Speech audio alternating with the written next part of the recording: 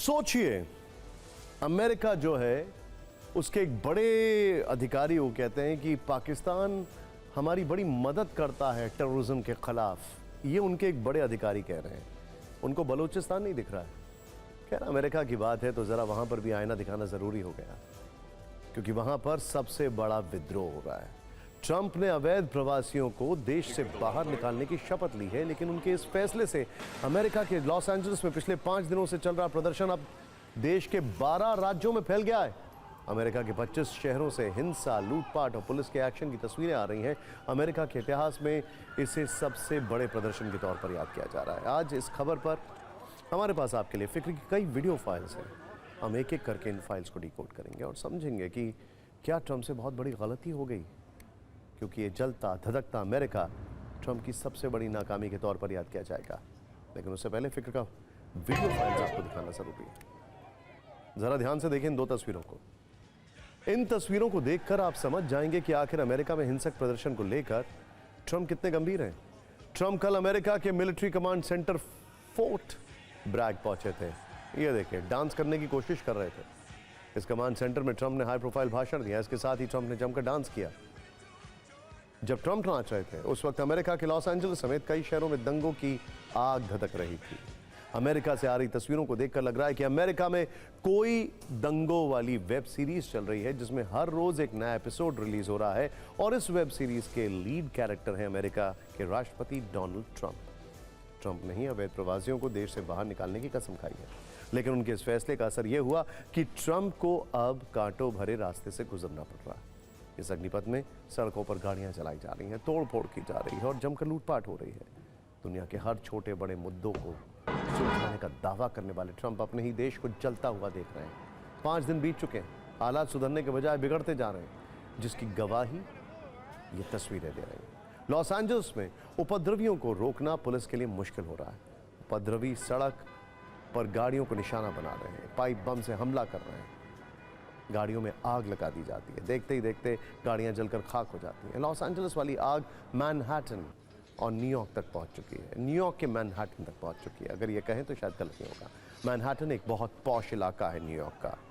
Manhattan में अवैध प्रवासियों के खिलाफ कार्रवाई करने गई टीम पर ही हमला कर दिया गया। आइस एजेंट्स की गाड़ी का घेराव किया गया। शिकागो में भी हजारों प्रदर्शनकारी सड़कों पर उतरे। इस दौरान पुलिस के साथ इनकी झड़प हुई है। बस शहरों के नाम बदलते जाइए, दंगों की तस्वीरें करीब करीब एक जैसी ही हैं। इंटरेस्टिंग बात क्या है कि ये आग ज्यादातर डेमोक्रेट्स के एरिया में तेजी से फैल रही है। दंगों वाली इस सीरीज की शुरुआत इमिग्रेशन पॉलिसी पर ट्रंप के खिलाफ विरोध प्रदर्शन से हुई। पॉलिसी का विरोध करते हुए सड़कों पर उतर आए लोग, लेकिन विरोध वाली ये चिंगारी जल्दी आग में तब्दील हो गई। 4 दिन पहले प्रदर्शनकारियों ने लॉस एंजलिस में कई गाड़ियों को जला दिया। इसके बाद शुरू हुई सियासत। ट्रंप ने लॉस एंजलिस में नेशनल गार्ड तैनात कर दिया, लेकिन कैलिफोर्निया के गवर्नर इसे ट्रंप की तानाशाही बताते हैं। यानी ट्रंप के खिलाफ राजनीतिक मोर्चा भी खुल गया है। ट्रंप ने मरीन्स तक को तैनात किया है, लेकिन हिंसा 25 शहरों तक फैल चुकी है। ट्रंप आगे क्या करेंगे और क्या ये बढ़ता हुआ विद्रोह या विरोध ट्रंप सरकार के लिए भी संकट बन जाएगा? अमेरिका के हालात को ऐसे समझ सकते हैं कि लॉस एंजलिस में आपातकाल घोषित कर दिया गया है। वहां शाम 6 बजे के बाद शहर में कर्फ्यू रहेगा, खासकर डाउनटाउन में। सैन फ्रांसिस्को, डलास, ऑस्टिन में भी हिंसा हो रही है। टेक्सास और न्यूयॉर्क जैसे शहरों में भी नेशनल गार्ड्स तैनात करने की तैयारी चल रही है। डोनाल्ड ट्रंप हालात को कंट्रोल करने के बजाय अपने राजनीतिक विरोधी कैलिफोर्निया के गवर्नर न्यूसैम के साथ जुबानी जंग में उलझे हैं। गवर्नर न्यूसैम ने कहा है कि ट्रंप लोगों को डरा रहे हैं, जिसके जवाब में ट्रंप न्यूसैम को नाकाम बता रहे हैं। न्यूसैम का दावा है कि ट्रंप ने स्थिति को और खराब कर दिया है। उन्होंने लोगों के लिए जोखिम बढ़ा दिया है, जबकि ट्रंप अपनी नीतियों के लिए अपनी ही पीठ थपथपा रहे हैं। कैलिफोर्निया के गवर्नर का कहना है कि ट्रंप हमेशा की तरह बस नाटक करने में व्यस्त हैं, जबकि ट्रंप कह रहे हैं कि दंगाई देश को बर्बाद नहीं कर पाएंगे। ट्रंप अपने ही घर में किस तरह घिरे हुए हैं, ये आप खुद देखें। अब अमेरिका में प्रदर्शनकारियों के खिलाफ बड़ा एक्शन लिया जा रहा है। लॉस एंजलिस में 1100 से ज्यादा प्रदर्शनकारियों को गिरफ्तार किया गया है। 4000 नेशनल गार्ड्स, 700 मरीन कमांडोज भी तैनात किए गए। ट्रंप ने चेतावनी दी है कि अगर लॉस एंजलिस में हिंसा जारी रही तो वो पूरे शहर में विद्रोह कानून लागू कर देंगे। हालांकि ट्रंप की सख्ती हालात को सुधारने के बजाय बिगाड़ रही है। इस सब के बीच में एक रिपोर्ट आई है स्पुतनिक में जिसमें कहा गया है कि सबके पीछे जॉर्ज सोरोस का हाथ है। वो डेमोक्रेट्स के साथ मिलकर ये सब अंजाम दे रहे हैं, स्पुतनिक में ये कहा गया है। खैर, अब देखिए एक बड़ी इंटरेस्टिंग थ्योरी है, वो ये है कि किसी को हीरो बनाने के लिए विलन लाना बहुत जरूरी होता है। और जब अमेरिका हर तरफ से घिर जाता है तो वो न जाने कैसे एक विलन तैयार हो ही जाता है। ये मैं नहीं कह रहा हूं, ये एक बहुत पुरानी किताब है, उसका नाम है अल-कायदा। उसमें लिखा था एक तरफ अमेरिका गृह युद्ध जैसे हालात से जूझ रहा है तो दूसरी तरफ एक नया खतरा मंडराने लगा है। इस खतरे का केंद्र बिंदु है अल-कायदा। क्या इत्तेफाक है, मैंने तो इसी किताब का जिक्र भी किया था, लेकिन अभी हम उस ऑर्गेनाइजेशन का जिक्र कर रहे हैं जो शायद एकाएक फिर से रिवाइव होती दिख रही है। ध्यान से देखिए खबर। जिस अल-कायदा के बारे में अमेरिका ये गलतफहमी पाले हुए था कि उसामा बिन लादेन और अल ज़ावाहिरी के खात्मे के बाद इस आतंकी संगठन का भी अंत हो गया है, वही अल-कायदा अब अमेरिका के लिए नया सिरदर्द लेकर आया है। अल-कायदा के इस खूंखार ब्रांच ने एक हिट लिस्ट जारी की है जिसमें अमेरिका की टॉप लीडरशिप को धमकी दी गई है। ये चेहरा अल-कायदा आतंकी साद बिन अतफ अल अवलाकी का है। अवलाकी अमेरिकी मुस्लिमों से अमेरिका में जिहाद की अपील कर रहा है। वो टॉप लीडर्स की हत्या के लिए मुस्लिमों को भड़का रहा है। बाकायदा इन नेताओं का वीडियो भी उसने दिखाया। अल-कायदा के मुताबिक उसकी हिट लिस्ट में पहला टारगेट राष्ट्रपति डोनाल्ड ट्रंप, इनके अलावा टारगेट नंबर 2 उपराष्ट्रपति जेडी वेंस, टारगेट नंबर 3 विदेश मंत्री मार्को रूबियो, टारगेट नंबर 4 रक्षा मंत्री पीट हेग्सेथ और टारगेट नंबर 5 दिग्गज कारोबारी इलॉन मस्क है। ये वो चेहरे हैं जो अमेरिका चलाते हैं। दुनिया की नीतियां इनके फैसलों के हिसाब से तय होती हैं। अब अल-कायदा का सपना इन्हें खत्म करने का है। 30 मिनट के इस वीडियो में धमकी की वजह गाजा में हो रही हिंसा को बताया गया है। आपको पहले उस विस्फोटक धमकी का एक अंश सुनाते हैं, फिर आतंकी अल-अवलाकी की कुंडली आपको बताएंगे। जो अलग अलग एक्सपर्ट्स हैं वो एक सवाल पूछ रहे हैं, क्या ये एक अजीब सा इत्तेफाक नहीं है कि सीरिया में सत्ता परिवर्तन के बाद आईएसआईएस का अंत हो गया है, ऐसा दिखाई देता है, या आईएसआईएस इनएक्टिव या डोमेंट हो गया है। हूती, हमास और हिजबुल्ला, उसके ऊपर कड़ी कार्रवाई हो गई है, तो वो भी लगभग डोरमेंट ही दिखाई दे रहे हैं। इसीलिए क्या एकाएक अल-कायदा का फिर से नाम सामने आया है, जो अल-कायदा अफगानिस्तान में तालिबान के आने के बाद से एकदम खामोश हो गया था। Republicans are back. मैं नहीं कह रहा हूं, एक्सपर्ट्स कह रहे हैं। खैर, अब आपके मन में सवाल होगा कि साद बिन अल अवलाकी कौन है जो सीधे सुपर पावर को चुनौती दे रहा है, जो अमेरिका में जिहाद के लिए लोगों को उकसा रहा है। अमेरिका के साथ अवलाकी की पुरानी दुश्मनी है। आज की तारीख में साद बिन अल अवलाकी अल-कायदा का सबसे खूंखार आतंकी है। अमेरिका ने आतंकी अवलाकी के सिर पर $60 लाख यानी भारतीय रुपयों में 51 करोड़ का इनाम रखा है। अवलाकी आतंकी संगठन AQAP यानी al Qaeda in the Arabian peninsula का प्रमुख है। 2024 में उसने इस आतंकी संगठन की कमान संभाली है। AQAP को अल-कायदा की सबसे खतरनाक शाखा माना जाता है। अल-कायदा की यमन ब्रांच है। यमन में इजराइल और अमेरिका के खिलाफ यह आतंकी संगठन एक्टिव है। 2011 में लादेन के खात्मे के बाद अल-कायदा के सऊदी और यमन गुट का विलय करके AQAP ने गठन किया गया। यूएन की खुफिया रिपोर्ट के मुताबिक इस संगठन में 3000 से 4000 लड़ाके और समर्थक हैं। बैंक लूटना, हथियारों की तस्करी और फिरौती इसकी कमाई का प्रमुख जरिया है। अमेरिकी लीडरशिप को अल-कायदा धमकी दे रहा है। ये देश 26/11 जैसा हमला झेल चुका है। ये देश 9/11 जैसा हमला झेल चुका है। इसके बावजूद आतंकवाद पर अमेरिका की नीति और नीयत में फर्क दिखाई देता है। वो हमेशा पाकिस्तान के साथ खड़ा रहता है, ये जानते हुए कि पाकिस्तान आतंकियों का सबसे सुरक्षित ठिकाना है। ये जानते हुए कि अमेरिका का गुनाहगार बिन लादेन उसी मुल्क में छिपाता है। फिर भी आतंकवाद पर अमेरिका की नीति जीरो टॉलरेंस वाली बिल्कुल ही नहीं है। शायद इसी दोहरी नीति का परिणाम वो खुद भुगत रहा है। कनाडा में एक पाकिस्तानी आतंकी को गिरफ्तार किया गया है। इसका नाम मोहम्मद शाहजेब खान है। टीवी स्क्रीन पर हम आपको इसी की तस्वीर दिखा रहे हैं। अमेरिका में यहूदी सेंटर पर हमले की साजिश इसी पाकिस्तानी नागरिक ने रची थी। ये दावा किसी और का नहीं है बल्कि अमेरिकी खुफिया एजेंसी FBI का है। 4 सितंबर को 2024 में कनाडा में पाकिस्तानी आतंकी शाहजेब को गिरफ्तार किया गया था।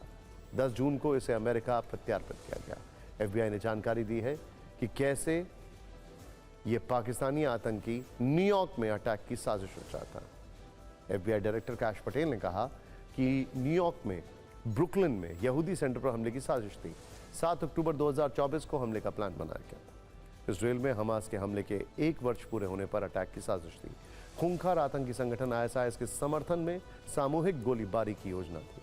FBI के डायरेक्टर ने कहा है कि पाकिस्तानी आतंकी को अब अमेरिका अपनी न्यायिक प्रक्रिया के हिसाब से सजा देगा। यह भी जानकारी दी है कि अमेरिका और कनाडा के प्रयासों से आतंकी साजिश का पर्दाफाश हुआ।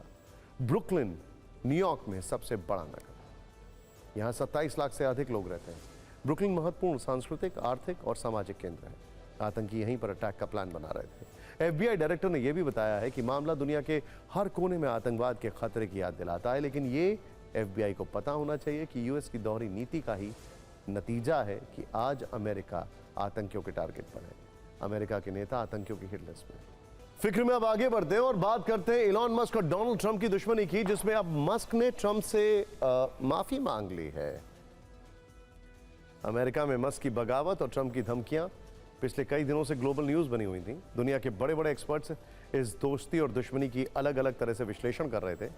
जिन ट्रंप और मस्क को अमेरिका में जिगरी यार कहा जाता था, वो कट्टर दुश्मन बन गए थे। लेकिन अब से करीब 8 घंटे पहले मस्क ने अपने ही सोशल मीडिया प्लेटफॉर्म एक्स पर एक पोस्ट की और ट्रंप से माफी मांग ली। इसीलिए अब अमेरिका में लोग सवाल कर रहे हैं कि ट्रंप और मस्क में सीजफायर हो गया है। आपको बता दें कि बैकडोर बहुत सारे लोग लगे हुए थे और इसमें ट्रंप प्रशासन के कई लोग थे, ऐसा कहा जाता है, जो इलॉन मस्क को समझा रहे थे कि कंट्रोल। पहले आप देखिए कि मस्क ने अपनी पोस्ट में क्या लिखा है। मुझे पिछले दिनों राष्ट्रपति ट्रंप के बारे में किए गए कुछ पोस्ट को लेकर पछतावा है, मैंने कुछ ज्यादा ही कह दिया था। इसी पोस्ट को लेकर लोग सवाल कर रहे हैं कि आखिर मस्क का इतना जल्दी हृदय परिवर्तन कैसे हो गया। जो मस्क कल तक ट्रंप के चरित्र पर सवाल उठा रहे थे, उनका नाम बड़े अपराधी से जोड़ रहे थे, क्या उन्हें अपनी गलती का एहसास हो गया? इसका जवाब भी इलॉन मस्क की एक्स वाली टाइमलाइन से मिल गया। इलॉन मस्क की सॉरी वाली इस पोस्ट से करीब 7 घंटे पहले मस्क ने उपराष्ट्रपति जेडी वेंस का एक पोस्ट को शेयर किया। इसमें वेंस ने लिखा, इलॉन मस्क ने अमेरिकी सरकार को सुव्यवस्थित करने के प्रयासों का नेतृत्व करते हुए अपनी संपत्ति का 25% यानी लगभग $113 बिलियन खो दिया। क्या आप इलॉन मस्क को दिल से धन्यवाद देने के लिए तैयार हैं? ए हाँ और बी नहीं। इस पोस्ट को शेयर करते हुए इलॉन मस्क ने लिखा, वर्थ इट, यानी इलॉन मस्क को भी लगता है कि अमेरिकी सरकार में काम करते हुए उन्होंने करोड़ों डॉलर कमा दिए हैं और किसी ने उन्हें धन्यवाद तक नहीं कहा। शायद इलॉन मस्क ने जेडी वेंस के इस ट्वीट को ट्रंप की तरफ से शांति प्रस्ताव की तरह लिया होगा और उसके बाद उन्होंने सार्वजनिक मंच पर माफी मांग ली। बड़ा सवाल यह है कि क्या अब डोनाल्ड ट्रंप खुलकर इलॉन मस्क के लिए कुछ अच्छे शब्द बोलेंगे, क्योंकि अभी तक तो वो बात भी नहीं करना चाह रहे। क्या वो इलॉन मस्क को माफ कर देंगे? क्या वो भी सार्वजनिक मंच पर इलॉन मस्क से अपना झगड़ा खत्म कर देंगे ट्रूथ सोशल पर? यह हम इसलिए कह रहे हैं क्योंकि दोनों के झगड़े ने काफी हदें पार कर दी थी। मस्क ने कहा था कि मेरे बिना ट्रंप चुनाव हार जाते, जबकि ट्रंप ने कहा कि इलॉन को झेलना मुश्किल हो रहा था। मस्क ने कहा कि वो ना होते तो व्हाइट हाउस में डेमोक्रेट्स बैठे होते। ट्रंप ने कहा कि मैंने उनसे डॉज से जाने के लिए कहा। मस्क ने कहा था कि वो ना होते तो सेनेट में डेमोक्रेट्स 51 सीट पर होते, जबकि गुस्से में ट्रंप ने कहा था कि वो इलॉन के सरकारी कॉन्ट्रैक्ट खत्म कर देंगे। मस्क ने ट्रंप को एहसान फरामोश तक कह दिया था। इस पर ट्रंप ने जवाब दिया था कि इलॉन मस्क पागल हो गए। जब दुश्मनी में इतनी कटुता आ जाती है, तब गुस्से में मर्यादा को तोड़ दिया जाता है, तब वो दुश्मनी इतना जल्द दोस्ती में नहीं बदलती। लेकिन मस्क के माफी मांगने के बाद ट्रंप और मस्क के समर्थक अब उनके पुराने वीडियो शेयर कर रहे हैं। अमेरिका में दोनों को चाहने वाले मस्क और ट्रंप के गुड टाइम्स को याद कर रहे हैं और उम्मीद कर रहे हैं कि जल्द ही दोनों एक पब्लिक प्लेटफॉर्म पर आएंगे। जल्द ही वो साथ में डिनर करेंगे, एक साथ डांस करेंगे और जब भी मस्क का कोई रॉकेट लॉन्च होगा, ट्रंप फिर उसे देखने जाएंगे। खैर, अभी तो इस दोस्ती को लॉन्च करना जरूरी है या रीलॉन्च। यहां पर तो काफी गर्मी नहीं है, लेकिन हो सकता है आप काफी गर्मी झेल रहे हो। लेकिन एसी का देख लीजिए रीडिंग क्या आ रही है, क्योंकि हम बात कर रहे हैं एयर कंडीशनर की और उसको लेकर एक रेगुलेशन की। दिल्ली समेत उत्तर भारत के कई राज्यों में इन दिनों भीषण गर्मी पड़ रही है, जो कि अगले 2-3 दिन तक और रहने वाली है कम से कम।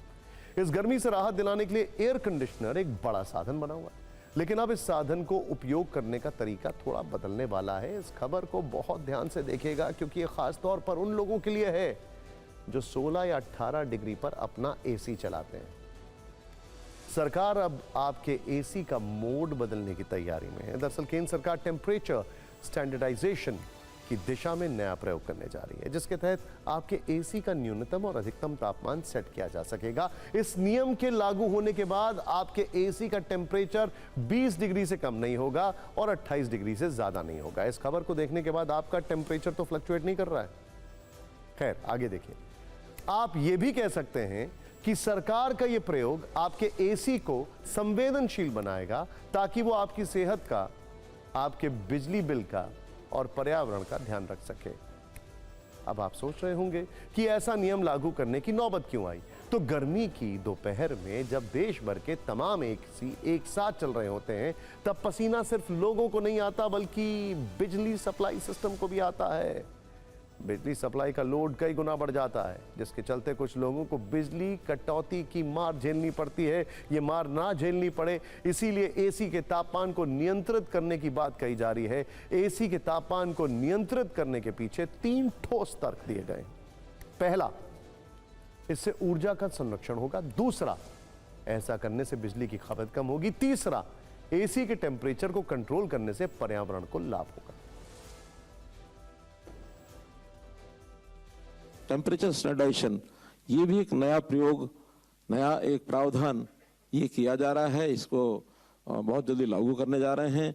अब एसी का जो टेम्परेचर स्टैंडर्डाइजेशन है 20 डिग्री से 28 डिग्री रहेगा, यानी 20 डिग्री से नीचे हम उसकी कूलिंग नहीं कर सकेंगे और 28 डिग्री से ऊपर वार्मिंग नहीं कर सकेंगे। इस प्रकार का एक पहली बार इस प्रयोग को किया जा रहा है और मुझे लगता नहीं है कि 20 डिग्री से नीचे कोई करके सोता होगा। सर्वे में तो यह है कि अभी 20 लोग कहते हैं इसको 24 अभी कर दें, लेकिन कुछ लोगों की चिल्लाटना शुरू हो जाए, इसलिए 20 से 28 उसको नॉर्म्स को हमने तय किया है। अब जरा आपको एसी के तापमान का गणित समझाते हैं। आप जब कभी अपने एसी के रिमोट से 1 डिग्री तापमान भी कम करते हैं, तो उसका सीधा असर आपके बिजली के बिल और आपकी जेब पर पड़ता है। अब यह समझिए कि अगर एसी को BEE द्वारा तय 24 डिग्री सेल्सियस पर इस्तेमाल किया जाए, तो इससे आपकी जेब का बोझ कितना कम हो जाएगा। अगर बिजली का खर्च 10 रुपए प्रति यूनिट है और 18 डिग्री पर 8 घंटे एसी चलाते हैं, तो हर घंटे 1.5 यूनिट के हिसाब से 12 यूनिट खर्च होंगे। इससे एक दिन में 120 रुपए और महीने में हुए 3600 रुपए लगेंगे। लेकिन अगर इसी एसी को 24 डिग्री के हिसाब से 8 घंटे चलाया जाए, तो हर घंटे 1 यूनिट ही खर्च होगा। इस हिसाब से एक दिन में 8 यूनिट का खर्च 80 रुपए और एक महीने का खर्च 2400 रुपए हो जाएगा। मतलब इससे 1200 रुपए बच जाएंगे। इसके अलावा एसी के तापमान का सीधा कनेक्शन आपकी सेहत से भी है। भले ही आप 16 डिग्री पर एसी चलाकर अपने कमरे के अंदर शिमला या मनाली जैसा फील चाहते हो, लेकिन WHO का कहना है कि 24 से 26 डिग्री के बीच का तापमान ही कंफर्टेबल है और यह हेल्दी टेम्परेचर भी है। 20 डिग्री से नीचे का तापमान न सिर्फ बिजली को खाता है, बल्कि आपके शरीर को भी नुकसान पहुंचाता है। एसी के बहुत कम तापमान से सर्दी, खांसी, जॉइंट पेन, यहां तक कि स्किन एलर्जी जैसी समस्याएं पैदा हो सकती हैं।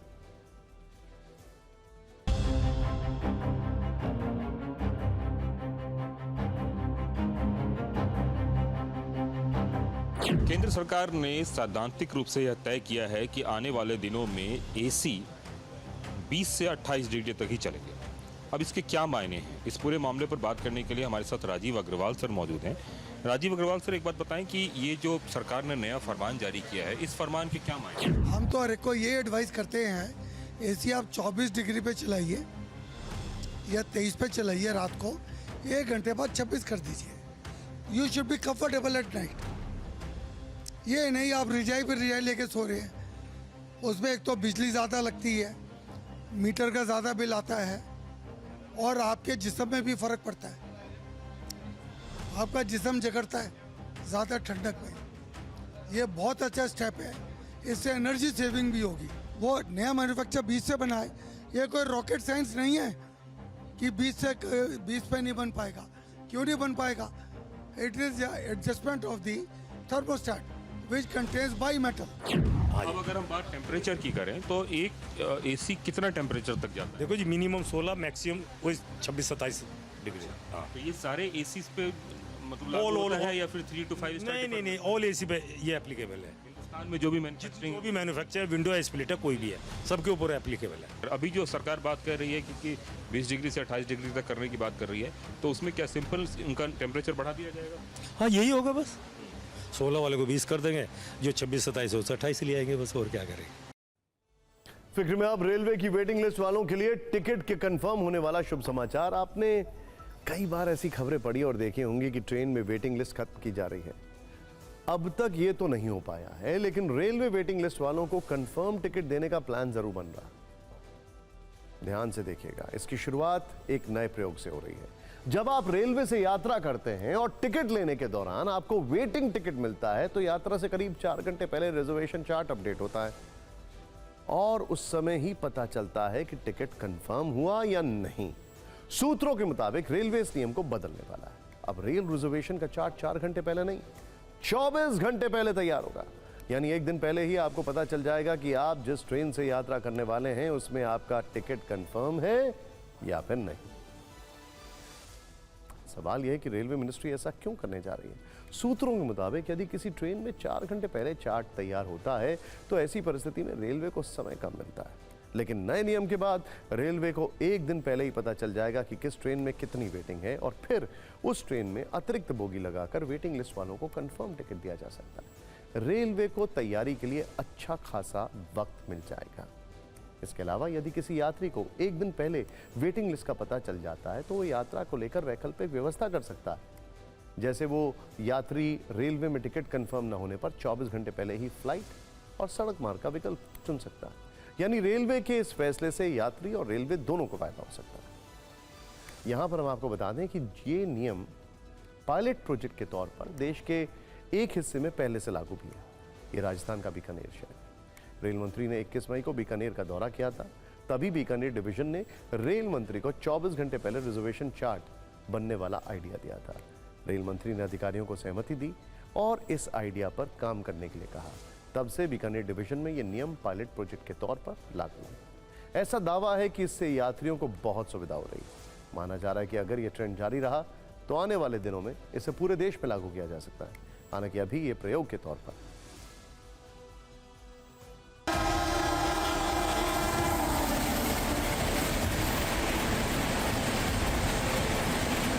यात्रियों द्वारा यह महत्वपूर्ण सुझाव दिया गया कि चार्टिंग जो है, जो फाइनल चार्टिंग अभी हम लोग 4 घंटे पर करते हैं, उसकी जगह यदि यह चार्टिंग 24 घंटे पहले कर दी जाए तो जो यात्री वेटिंग लिस्ट में रह जाते हैं उनको अपने आगे की योजना बनाने में सहूलियत मिलेगी। ये हड़बड़ी ना रहेगी कि हमें टिकट कन्फर्म ना हुआ है, एक मन में होती है कि मेरा टिकट कन्फर्म हुआ है कि ना हुआ है, लेकिन ऐसा करने से पब्लिक को बहुत फायदा है। कभी ऐसा होता है कि कभी मान लो हमें जाना हो और कंफर्म ही ना हो तो सर बस से भी निकलना पड़ जाता, और मान लो हमें 24 घंटे पहले मालूम हो जाएगा तो उस समय ये फ़ायदा होगा कि हमारा टिकट कंफर्म है, टाइम से निकल जाएंगे। बहुत समय भी बचेगा जनता का, जो इधर से उधर ट्रैवल करते हैं, फालतू का खर्चा बचेगा। 24 घंटा अगर पहले पता चल जाएगा तो बहुत राहत मिल जाएगी। कम से कम अगर नहीं होगा तो कुछ हम लोग दूसरा ट्रेन देख सकते हैं ना। 4 घंटा पहले रहेगा तो कुछ पता ही नहीं चलेगा, लेट हो जाएगा। It's very good initiative by the government और ये होना चाहिए। बहुत अच्छी बात है ये, और यात्रियों को बहुत ही सहायता होगी इससे। इस बीच तत्काल टिकट की बुकिंग में आम यात्रियों को हो रही परेशानी को देखते हुए सरकार कई बदलाव कर रही है।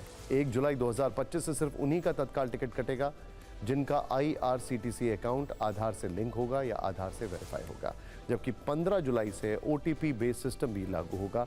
यानी जब कोई यात्री अपने वेरीफाइड अकाउंट से टिकट की बुकिंग करेगा तो आधार लिंक OTP जनरेट होगा और वो OTP सिस्टम में फीड करने के बाद ही टिकट कट पाएगा। इसी तरह से पैसेंजर रिजर्वेशन सिस्टम विंडोज पर 15 जुलाई से OTP सिस्टम लागू होगा। जब कोई यात्री अपने टिकट बुक कराने के लिए जाएगा तो उसके मोबाइल पर OTP आएगा, वो OTP बताना होगा, फिर काउंटर पर टिकट मिल पाएगा। फिक्र में अब राजा रघुवंशी केस की फाइल खोलते हैं, जिसमें आज मंगलसूत्र वाली थ्योरी ट्रेंड कर रही है। मेघालय पुलिस की मंगलसूत्र वाली थ्योरी क्या है ये आपको बताने वाले हैं हम आपको। लेकिन पहले इंदौर चलते हैं, जहां आज इस मर्डर मिस्ट्री में उस वक्त काफी गमगीन माहौल हो गया जब यह तस्वीर आई, जब सोनम रघुवंशी का भाई गोविंद रघुवंशी इंदौर में राजा के घर पहुंचा। राजा की माँ उसे देखते ही फूट फूट कर रो पड़ी। बेटे की याद में रोते रोते उनके आंसू सूख चुके हैं। सोनम का भाई गोविंद जब राजा के घर आया तो राजा की माँ की हालत देखकर वो भी अपने आंसू नहीं रोक पाया।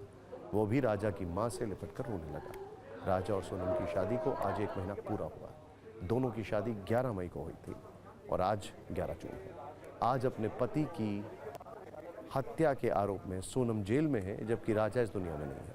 राजा की मां से मुलाकात के बाद गोविंद ने कहा कि अगर सोनम दोषी है तो उसे फांसी की सजा होनी चाहिए। मैं 22 दिन में आ जा रहा हूँ। ऐसा मालूम होता तो मैं पढ़े क्यों देते?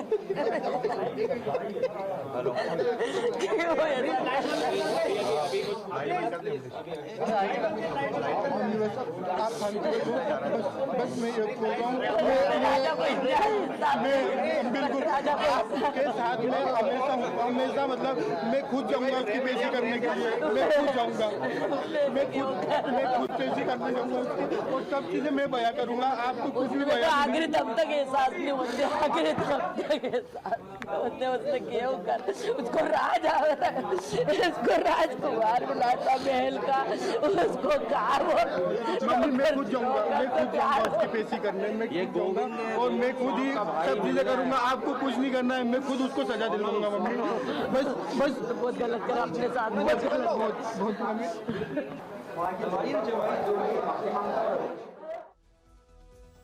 आज ही सोनम और उसके कथित प्रेमी राज कुशवाहा की एक तस्वीर भी वायरल हो रही है। सोनम के भाई गोविंद ने बताया कि ये फोटो सही है और उसके दफ्तर की है। हालांकि इस बात से इनकार किया कि सोनम का राज से कोई अफेयर था। उसने बताया कि सोनम राज को राखी मानती थी। हालांकि सूत्र बता रहे हैं कि एसआईटी की पूछताछ में सोनम ने जुर्म कबूल कर लिया है। शिलांग में सोनम और राज का आमना सामना भी कराया गया। एसआईटी ने सोनम को सबूतों की जानकारी भी दी है। लेकिन सवाल यह है कि मेघालय पुलिस को सोनम पर शक कैसे हुआ। तो इस पूरे केस का सबसे बड़ा सूत्र एक मंगलसूत्र निकला जिसने राजा केस की उलझी हुई गुत्थी को सुलझाने में मदद की है और सोनम का भंडा फूट गया। TV9 भारतवर्ष की एक्सक्लूसिव सुपर एक्सक्लूसिव जानकारी के मुताबिक पुलिस के सामने सोनम पर शक की 4 बड़ी वजह। पहली, 2 जून को पुलिस को जब राजा का शव मिला तो पुलिस को लगा कि एक्सीडेंट का मामला हो सकता है। तब सोनम मिसिंग थी। पुलिस जांच करते हुए जब स्टे होम पहुंची तो वहां पर सोनम का बैग मिला। पुलिस को उसमें सोनम का मंगलसूत्र मिला। बस यहीं पुलिस को शक हो गया। आखिर एक नई शादीशुदा महिला बिना मंगलसूत्र के कैसे रह सकती है? आखिर सोनम ने राजा का पहना हुआ मंगलसूत्र सूटकेस में क्यों रखा था? पुलिस का शक सीधा सोनम पर गया। पुलिस को लगा कि हो सकता है सोनम ने राजा की हत्या की और फिर फरार हो गई। सोनम पर शक करने की दूसरी वजह हत्या में इस्तेमाल हथियार भी था। पुलिस को मौका वारदात पर हथियार भी मिल गया। अब यह साफ हो गया कि यह मामला एक्सीडेंट का नहीं बल्कि कत्ल का है। सोनम पर शक की तीसरी वजह थी एक भी फोटो अपलोड नहीं करना। पुलिस सूत्रों के मुताबिक हनीमून मनाने आए कपल अक्सर हर रोज अपनी फोटो या वीडियो सोशल मीडिया पर शेयर करते हैं, लेकिन हनीमून के लिए घर से निकलने के 3 दिन बाद तक सोनम ने ऐसा नहीं किया। इसके बाद पुलिस ने सोनम की कॉल डिटेल खंगाली तो राज का नंबर मिला। जब पुलिस ने सभी सीसीटीवी फुटेज चेक किए तो मर्डर की जगह से करीब 10 किलोमीटर दूर सोनम और सुपारी किलर की लोकेशन मिली। अब पुलिस को यकीन हो गया कि हत्या के पीछे कोई और नहीं बल्कि राजा की पत्नी सोनम ही है। पुलिस की माने तो कत्ल की जगह से 10 किलोमीटर के बाद सोनम किसी टैक्सी या फिर गाड़ी से आगे की तरफ चली गई और बाकी के सुपारी किलर भी वहां से अलग अलग रास्तों पर निकल गए। तो ये थी आरोपी सोनम के कातिल होने की इनसाइड स्टोरी।